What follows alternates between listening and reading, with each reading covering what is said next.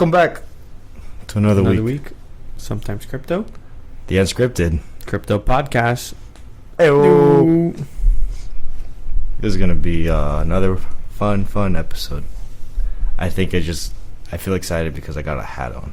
I never wear a hat. He's excited because I was gonna wear it front ways, but he told me to keep it backwards. He provided no explanation as to. Well, now you have it just like up here. No, you were so dramatic, just like regular. Okay, well, Look at yourself. I just put my finger in the camera. Well, William, what are we talking about today? What did we decide to have a conversation about? Crypto 101, I guess. Crypto 101. Do's and don't. Do's and don'ts. What you need. The basics. Like the basic. Yeah. The bare minimum. Get to know what is crypto and how it works. And maybe lose money. And maybe lose money. Maybe. I mean, yeah, typically. Prices go down. Not financial advice. This is not Let's financial. start right there. This is not financial advice. Not financial advice. Just I simply, may make money. simply That's for all. education purposes. Wink, wink. Yeah, wink, wink. Wink, wink. Or transact money. Wink, wink. Yeah. So, as we're gonna say, crypto is one of the Cough button. cough button. One of the methods of investing money, and as such, people tend to either make and or lose value doing that. We are not providing advice as to what you should do. Yeah, I'm not telling you what to do. I'm telling you if you're already going to do it, some things you might want to know Yeah, that is true. That is true. to prevent you, Mm-hmm. advise, From advise you, educate you, educate you, explain. so you can know how to not mess it up Yeah. or mess up the least amount as possible. So where do we start? How about we explain what is a cryptocurrency, I guess right? from top, From the top. it was 2008. The stock market. I mean, the stock market. The housing market just crashed. Nah, jokes. It did crash.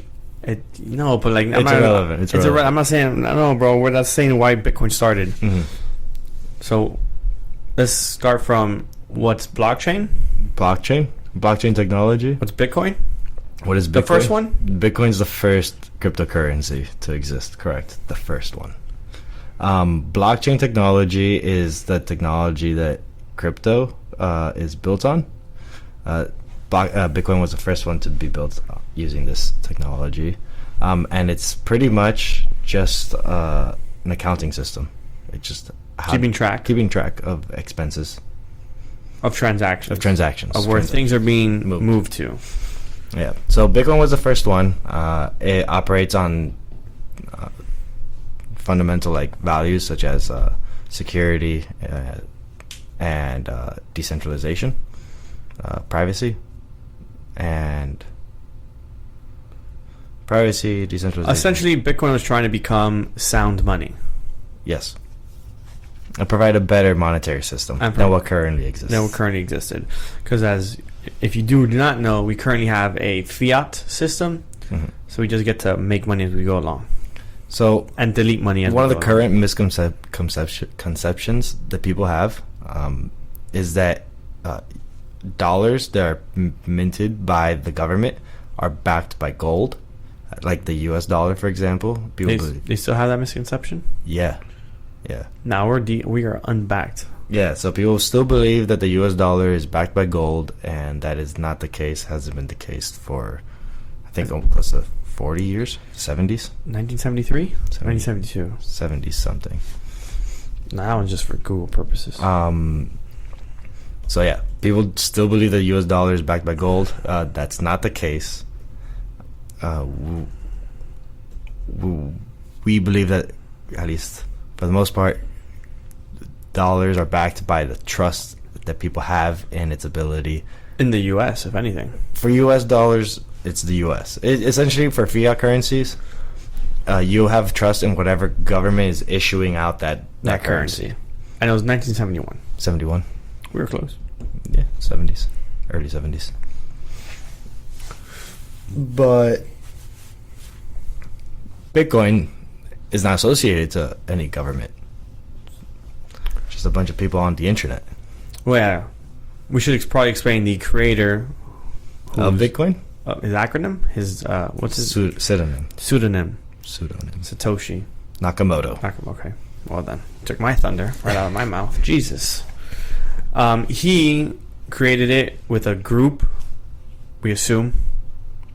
Right? Is that not how it works? Or he created it himself? Oh, okay. So Satoshi, we don't know who he is. We we know, but the assumption is there's like three of them. Yeah, there's like theories as to who Satoshi is, and it's a group of people. it could also be a government for all we know. It could also be a government. We don't know because no one knows. No one knows. But they created this system around 2009. It was released. The white paper was published in 2008. First BTC. For like the Bitcoin white paper was Yeah. published in 2008. I think it was like November, October, and on a what's it called, on a mailing list that was sent out to like cypherpunks, people who are interested in just decentralized communication on the internet. And then the first block was mined in January of 2009 Okay. by Satoshi Nakamoto. And those all moved to. That's known as the Genesis block, the first block of the blockchain. Correct. So, blockchain technology? Yeah, now you have an idea of what's what. Yeah. So, yeah, Bitcoin, decentralized currency that's not issued by a government. Controlled by the people. They're running the node. They're Running the computer. Running the computers on the internet. Running the infrastructure needed for Bitcoin. it.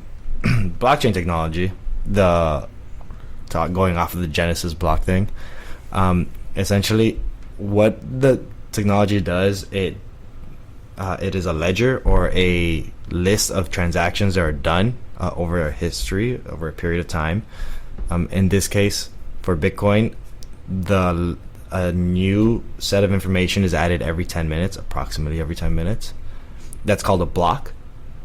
And so every 10 minutes there's a new block being added, and each block is attached to the prior block based off of an encryption that's done by the entire network. Getting the name blockchain. Yeah, it is. Because all the blocks are just continuing off the prior block. Yeah. Now, why is that important? What do you mean? They're connecting? Yeah, the fact that they're connecting, and what's the point of a ledger? Or did I define a ledger correctly? I don't think we defined what a ledger was. But you did say it was just to keep a record of the transactions. Mm-hmm. Is also, it just keeps it in order. Mm-hmm. You know where it started, and where it's continuing from. Mm-hmm. Doesn't it help with tracking? Since everyone gets a piece of the block, you go from where you last left off, right? Something like that. Yeah. So, transaction history. Correct. Right now, if I were to, let's say, working on like the credit system, I were to give you $20, but I only have $20. I promise you $20. I try to go to someone else and be like, "Oh, I got $20," and spend my $20 with them. I essentially have this issue where I overspent money, promised two people the same amount of money, even though I only have like one limited amount. Double spending. There's ways that people do find like methods of tricking the system and spending more money than what they actually have available. So Bitcoin tries to eliminates the double spending, the ability to double spend. Exactly. Using that ledger technology, where every time a transaction is done, it says, "Oh, I have 1 Bitcoin. I'm going to give 1 Bitcoin to William."